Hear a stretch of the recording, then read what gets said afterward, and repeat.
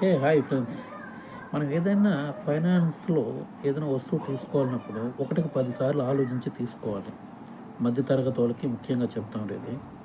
లేదనంటే వాళ్ళేసే పెనాల్టీలు అలా ఇలా ఉండవు.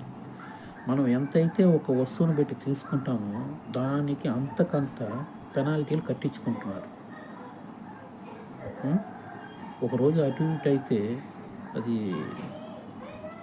వాళ్ళు కట్టించుకునేటప్పుడు కొన్ని కొన్ని సందర్భాలు చూశాను.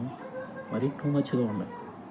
కాబట్టి మనం మధ్య తరగతి వాళ్ళకి నేను ముఖ్యంగా చెప్పేది, ఏదైనా ఒక వస్తువు తీసుకునేప్పుడు డబ్బులు ఉంటే తీసుకునేది బెటర్. ఫైనాన్స్ పరంగా వెళ్ళామంటే వాళ్ళకి అంతకంత మనం చెల్లించాలి. చెల్లించకపోతే వాళ్ళు ఒప్పుకోరు. లేట్ అయ్యే కొద్దిగా పెనాల్టీలు పెరుగుతూ ఉంటాయి. కాబట్టి దయచేసి మనం తీసుకునేప్పుడు ఒకటికి 10 సార్లు ఆలోచించి తీసుకోండి. సరేనా? నా ఫాలోవర్స్‌కి అందరికీ నేను చెప్పాలనుకునేది ఇదే.